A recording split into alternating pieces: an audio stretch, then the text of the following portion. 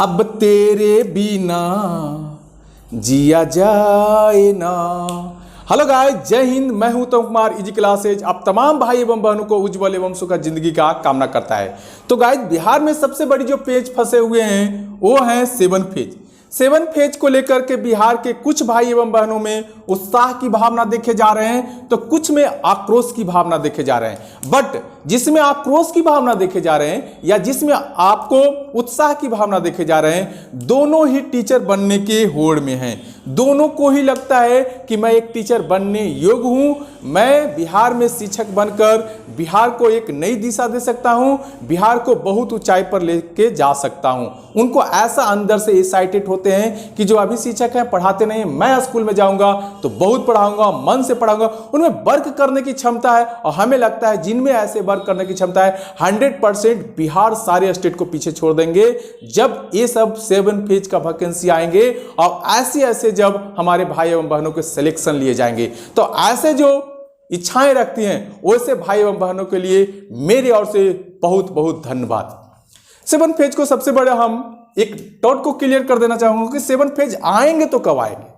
ये तो 100% श्योर है कि 7 फेज आएंगे, इसको में कोई डॉट है ही नहीं, कोई नहीं डॉट है। मगर ये सबसे बड़ा क्वेश्चन है कि आएंगे तो कब आएंगे। तो कुछ आपको डाटा के आधार पर मैं 100% तो नहीं मगर 95% मैं बता सकता हूं कि जो 7 फेज आने वाले हैं अगस्त से सितंबर के बीच में आपको 7 फेज देखने को मिल सकता है। 100% तो नहीं मगर अगस्त से सितंबर के बीच आपको 7 फेज देखने को मिल सकता है, इसको में कोई डाउट नहीं है। अब सबसे बड़ी जो अपडेट है कि बहुत से स्टूडेंट हैं कि 7 फेज को सिर्फ और सिर्फ वेट कर रहे हैं। अब 7 पेज में हमको क्या क्या डॉक्यूमेंट की जरूरत है कोई उसको मतलब नहीं है, बस आंदोलन में लगे हुए हैं, इधर उधर के मैटर में लगे हुए हैं, आएगा नहीं आएगा इसके बारे में अरे आएंगे वो तो 100% श्योर, मगर क्या आपको डॉक्यूमेंट जो है 7 फेज के अकॉर्डिंग है या नहीं है। अगर नहीं है तो इस वीडियो में एक एक पॉइंट को देखें, समझें और जो चीज नहीं है उसको आप क्या कर लें, आप प्रेजेंट कर लें ताकि 7 फेज में आपको कोई दिक्कतों की सामना ना करने पड़े। और 7 फेज में अगर टीचर्स बहाली आएंगे तो किनको होंगे इसके बारे में थोड़ा सा बात करेंगे। कौन फॉर्म भर सकते हैं नहीं भर सकते हैं इसको पर थोड़ा सा 2 मिनट के लिए हम डिस्कस करेंगे, ज़्यादा टाइम आप लोग को नहीं लेंगे। तो गाइज स्टेप बाय स्टेप हम आप सभी को बारी बारी से समझाने का प्रयास करूँगा, बिना वीडियो स्किप किए हुए लास्ट तक मेरे साथ बने रहें ताकि मुझे भी एनर्जी मिलते रहे और आप सभी को जानकारी मिलते रहे। जो इसमें 7 फेज का टीचर वैकेंसी है, पहले हम फर्स्ट मुद्दा पे बात कर लेते हैं 1 से 5। 1 से 5 के लिए क्या क्या डॉक्यूमेंट की जरूरत है। तो 1 से 5 कब टीचर बनेगा, जब मैट्रिक आपको पास रहेंगे और इंटर रहेंगे और कहीं से आप डीएलएड किए हैं तो आप 1 से 5 तक के टीचर बन सकते हैं। मतलब कि ये तो आप श्योर हो गए कि मैट्रिक का क्या होना चाहिए, आपको मार्कशीट होना चाहिए जिसको अंक प्रमाण पत्र बोला जाता है, और आपको मूल प्रमाण पत्र जिसको सर्टिफिकेट बोले जाते हैं। तो मैट्रिक में इतनी चीज देख लीजिएगा कि आपको है या नहीं है 1 से 5 को टीचर बनने के लिए। अब देखिए इंटर में आप देख लीजिएगा मूल प्रमाण पत्र जिसको सर्टिफिकेट बोले जाते हैं नहीं, और एक आप देख लीजिएगा कि अंक प्रमाण पत्र जिसको आप मार्कशीट बोले जाते हैं। तो ये इंटर वाला देख लीजिएगा। अब देखिए डीएल जो किए हैं उनके पास क्या है कि डीएल वाले अंक प्रमाण पत्र यानी मार्कशीट है कि नहीं। अगर वो पुराना कैंडिडेट है तो उनको पास सर्टिफिकेट भी होंगे तो वो अपना निकाल लेंगे, अगर न्यू है तो उनको पास ना होंगे तो ऐसा कोई जरूरत नहीं है, कोई दिक्कत नहीं है। मगर बहुत से स्टूडेंट जो हैं आपको ग्रेजुएशन के बाद बीएड किए हैं और वो भी 1 से 5 में टीचर बन सकते हैं। ऐसा नहीं है कि सिर्फ और सिर्फ अभी उसके ऊपर केस चल रहा है तो उस मैटर पे अभी हम बात नहीं करेंगे।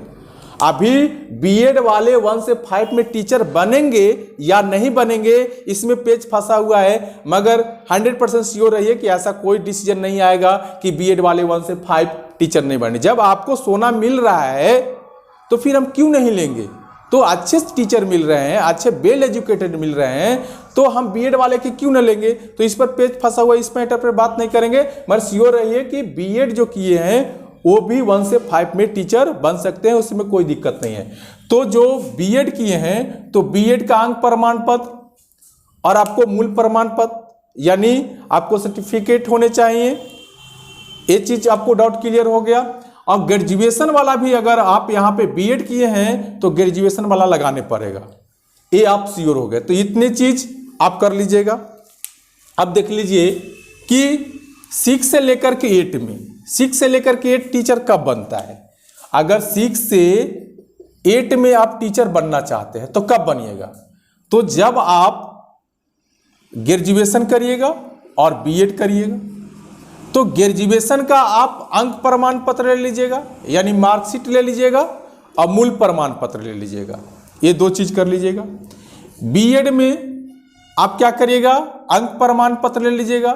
जिनके पास नहीं है तो मूल प्रमाण पत्र, अभी करेंट मतलब 7 फेज है और अभी पास ही किए हैं तो उनके पास तो नहीं होंगे, तो वैसा कोई जरूरत नहीं है। ठीक, अब इसके पहले इंटर किए होंगे तो इंटर का मूल प्रमाण पत्र और आपको मूल प्रमाण पत्र सर्टिफिकेट और अंक प्रमाण पत्र आने मार्कशीट, आपको मैट्रिक का होना चाहिए। तो इतनी चीज आपको क्या होना चाहिए, डॉक्यूमेंट होने चाहिए। ऐसे एक एक मुद्दा पर हम बात करेंगे, ऐसे ही तो शॉर्ट में हम बता दिए, पर बारी बारी से डिस्कस करेंगे। ये जो आपको 7 फेज है इसको में देख लीजिएगा कि 12 तक के टीचर्स बनेंगे, मतलब कि 7 फेज में नहीं, इसको कुछ आधार पर बनेंगे, तो उस मैटर पे हम डिस्कस अभी नहीं करेंगे। अभी हम बात करेंगे 7 फेज में डॉक्यूमेंट क्या क्या होना चाहिए। अगर नहीं है तो उसको सबसे पहले जाकर के ठीक करवाइए, गलत है तो उसको ठीक करवा लीजिए, नहीं है तो उसको किसी भी तरीका से आप बनवाइए, कहीं से भी आप उसको व्यवस्थित करवाइए। ठीक, देखिए सबसे पहले आप किए होंगे मैट्रिक, तो मैट्रिक में 2 बातें आते हैं, आप 2 चीज ले लीजिएगा। मैट्रिक का आपको अंक प्रमाण पत्र ले लीजिएगा, ठीक, जिसको अंक प्रमाण पत्र को बोला जाता है मार्कशीट। ठीक, और मैट्रिक का ही क्या ले लीजिएगा, मूल प्रमाण पत्र, जिसको बोला जाता है सर्टिफिकेट। मूल प्रमाण पत्र जिसको बोला जाता है सर्टिफिकेट। तो ये 2 चीजें मैट्रिक से रिलेटेड क्या है, इंपॉर्टेंट है। अब देखिए इंटर से रिलेटेड, इंटर का आप क्या ले लीजिएगा, अंक प्रमाण पत्र ले लीजिएगा, जिसको मार्कशीट बोला जाता है। अब देखिए इंटर का जो आपको मूल प्रमाण पत्र है, सर्टिफिकेट है, ये भी आपको 1 से 2 साल में आ जाते हैं, तो स्कूल से जाकर के आप निकलवा लीजिएगा। अगर नहीं निकल, अंक प्रमाण पत्र तो तुरंत आ जाता है, ये रिजल्ट आते हैं उसको 1 महीना 2 महीना बाद, मगर इंटर का जो मूल प्रमाण पत्र है या मैट्रिक का मूल प्रमाण पत्र है आपको स्कूल में 1 से 1.5 साल के अंदर भेज दिए जाते हैं। तो नहीं है तो जाकर के स्कूल से आप निकलवा लीजिएगा। देखिए स्नातक जिसको ग्रेजुएशन बोला जाता है, अंक प्रमाण पत्र, तो ये तो आपको स्कूल में आता है, तो इसको में कोई दिक्कत नहीं है, तो अंक प्रमाण पत्र आपके पास होंगे। स्नातक का मूल प्रमाण पत्र आपको पास अगर नहीं है तो आप निकाल लीजिए। अगर नहीं निकालना चाहते हैं, आपको लगता है कि दिक्कत है, तो आपको पास प्रोविजनल मिला होगा। प्रोविजनल आपको यूनिवर्सिटी से मिल जाता है, बहुत सी यूनिवर्सिटी में जिस समय आपको फाइनल ईयर्स का अंक प्रमाण पत्र जारी किया जाता है, उसी समय आप देखिएगा कि आपको प्रोविजनल भी जारी कर दिया जाता है। तो अगर आपके पास मूल प्रमाण पत्र नहीं है तो प्रोविजनल से आपको काम चल जाएंगे। आपको यूनिवर्सिटी के द्वारा प्रोविजनल जारी किया जाता है, इधर उधर आपको दौड़ना नहीं है। अब देखिए यहाँ पे जो स्टूडेंट बीएड किए हैं या आप डीएलएड किए हैं, उसका अंक प्रमाण पत्र होना बहुत जरूरी है। ये आपको कहाँ से मिलेगा, तो जहां से आप बीएड किए हैं या डीएलएड किए हैं वहां से आपको मिल जाएंगे। ठीक, अब देखिए बीएड या डीएलएड का मूल प्रमाण पत्र, तो बताइए सभी के पास, अभी सपोज डेट की 2021 से 23 वाले सेशन में अगर बच्चा पास करता है और 7वां फेज आ गया तो फॉर्म भरेंगे, तो उनको पास कहां से आएगा मूल प्रमाण पत्र, नहीं आ पाएंगे। तो नहीं है तो वैसे कोई बात नहीं है, मगर जो ओल्ड स्टूडेंट है वहां पे देखेगा कि आप कब पास किए हैं, उसके अकॉर्डिंग आपको मूल प्रमाण पत्र सर्टिफिकेट खोज देंगे। अगर करेंट वाले हैं, अगर 2021 और 23 सेशन वाले बच्चा अगर 7 फेज अगस्त सितंबर में आता है तो वो शामिल हो सकते हैं नोटिफिकेशन के। अगर मान सपोर्टेड कि नोटिफिकेशन 7 फेज जो है उसको बाद में अगर रिजल्ट आते हैं बीएड का 21 से 23 सेशन वाला, तो नहीं भर सकते हैं। अगर नोटिफिकेशन के पहले उनको रिजल्ट आ जा सकते हैं तो 7 फेज में वो भी शामिल हो सकते हैं। तो उनको पास तो मूल प्रमाण पत्र नहीं आएंगे, तो उनको कोई ज़रूरत नहीं है, वहाँ पे आपको वेरिफिकेशन में देखा जाएगा कि आप पास कब किए हैं। तो ये चीज़ आपको समझ में आ गया। आपको सी-टेट या बी-टेट यानी बिहार टेट आप कर पास किए हैं तो उसका अंक प्रमाण पत्र बहुत जरूरी है। ये तो किसी भी हाल में चाहिए, आप कभी भी पास किए हैं तो ये दोनों में से कोई एक चाहिए आपको। ये अगर नहीं है तो आप निकलवा लीजिए जाके साइबर से आपको निकल जाएगा, ठीक। और ये जो है साइबर से नहीं निकलेगा, ये आपको डिस्ट्रिक्ट में जाके निकल जाएगा, तो इसको डिस्ट्रिक्ट वाइज जाके निकाल लीजिए। अब देखिए मूल प्रमाण पत्र सी-टेट या बी-टेट मूल प्रमाण पत्र अगर है तो इसको रखिएगा, नहीं तो अंक प्रमाण पत्र से काम चल जाएगा। सबसे इंपॉर्टेंट वाली बात जाति प्रमाण पत्र। जाति किनको लगेगा? जो एससी में है, एसटी में है, ओबीसी में है, उनको लिए जाति क्या है बहुत जरूरी है। जाति आपको लगा लीजिएगा, तभी आपको बिहार में छूट मिलेंगे, न तो नहीं मिल पाएंगे। जो जनरल कैटेगरी के हैं उनके लिए जाति कोई इंपॉर्टेंट नहीं रखता है, वो जाति नहीं बनवाएंगे, ठीक, उनको जाति नहीं बना। आवासीय, ये जो आवासीय हैं ये सभी के लिए इंपॉर्टेंट है, चाहे आप एससी हैं, एसटी हैं, ओबीसी है, हैंडीकेप्ड हैं, जनरल हैं, ईडब्ल्यूएस हैं। आवासीय तो सभी को चाहिए, क्यों? क्योंकि अगर आवासीय नहीं रहेंगे तो आप 7 फेज में अपेयरिंग ही नहीं हो पाएंगे। तो 7 फेज में अपेयरिंग होने के लिए सभी से रिक्वेस्ट है कि आवासीय जरूर बना के रख लें। अब बिहार तो बहुत इजी कर दिया है आवासीय जाति आय बनाना, ये ऑनलाइन आप कर दीजिएगा। साइबर वाले भाई 100 रुपीज लेंगे, आपको तीनों कर देंगे। अपने से नहीं करिएगा तो ज़्यादा बेटर रहेंगे, क्योंकि बहुत लोगों का देखे हैं कि कुछ ना कुछ गलत कर देते हैं। और आप में अगर टैलेंट है तो कर भी सकते हैं, उसमें कोई दिक्कत नहीं है। आय प्रमाण पत्र, आपका कितना का इनकम है सालाना वो बनवा लीजिएगा। आप इसको में हम नहीं बताएंगे कि आप कितना के बनवाए, वो आपको ना अकॉर्डिंग बनाइएगा कि आप कैसे बना सकते हैं। तो इतनी चीज़ आपको गाइस समझ में आए होंगे। अब देखिए ईडब्ल्यूएस होता क्या है? जैसे एसटी एससी होता है और ओबीसी होता है, उनको में क्या होता है कि कुछ छूट दिए जाते हैं, जाति के आधार पर उनको कुछ छूट दिए जाते हैं। उसी तरीका से ऐसा नहीं है कि जो हमारे जनरल वाले भाई हैं, जैसे कुछ कास्ट जो होते हैं जनरल में आते हैं, तो जनरल वाले भाई लोग ऐसे नहीं है कि सारे धनवान ही होते हैं, अमीर भी होते हैं, कुछ गरीब भी होते हैं। अब ऐसे नहीं है कि सारे एसटी एससी ओबीसी वाले हैं सब गरीब ही होते हैं, अमीर भी होते हैं। तो जिनके पास ईडब्ल्यूएस किनको जारी किया जाता है? जो गरीबी रेखा में आते हैं, जो जनरल के होने के बाद भी गरीब हैं, तो उनके लिए ईडब्ल्यूएस बनाए जाते हैं। तो वो जाकर के किसी भी हाल में ईडब्ल्यूएस बना लें। जब आप ईडब्ल्यूएस के अकॉर्डिंग आप सीटेट पास किए हैं, ईडब्ल्यूएस के अकॉर्डिंग आप कुछ भी फॉर्म भरे हैं, तो इसमें भी आप ईडब्ल्यूएस जाकर के बनवा लें।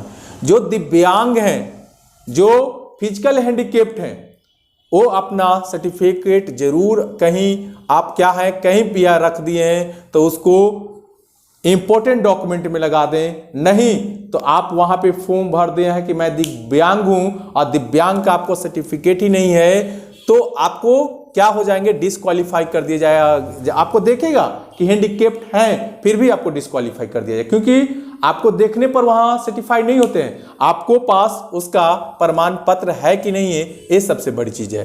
आप फोटो ले लीजिएगा, रंग कलर फोटो ले लीजिएगा, 3-4 ले लीजिएगा, कितना का काम पड़ेगा ये हमें पता नहीं है, मगर कलर फोटो ले लीजिएगा।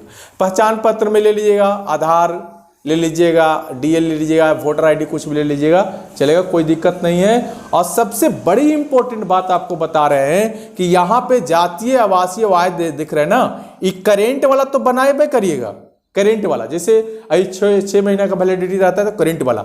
कभी कभी क्या होते हैं 6 चरण में देख रहे थे कि 2 साल पहले का जातीय आवासीय आय खोज दे रहा था, तो पहले का जो जातीय आवासीय आय है वो बिल्कुल आप लेके जाइएगा, नहीं तो फिर दिक्कत हो जाएंगी। तो पहले का जो जातीय आवासीय आय है फेंकिएगा नहीं कहीं पे, उसको जातीय आवासीय आय को संभाल के रखिएगा, एक काम देंगे। तो गाइस 7 फेज 100% आएंगे, ये श्योर है। आप अपने जरूरत वाले जो भी डॉक्यूमेंट है सभी आप क्या कर लीजिए, जरूरत डॉक्यूमेंट में आप लगा लीजिए, ताकि जब भी आपको 7 फेज का वैकेंसी आता है आपको दिक्कतों की सामना ना करने पड़े। और ये जो सारे इंफॉर्मेशन है, आप सारे इंफॉर्मेशन को अपने डॉक्यूमेंट से सुधार सकते हैं। ये वीडियो आपके लिए बहुत यूजफुल होंगे। तो थैंक यू गाइज, आज का वीडियो यहीं पे रखा जाए। और आपको ये इन्फॉर्मेशन कैसा लगा हमें कमेंट बॉक्स में जरूर बताइएगा। Thank you guys.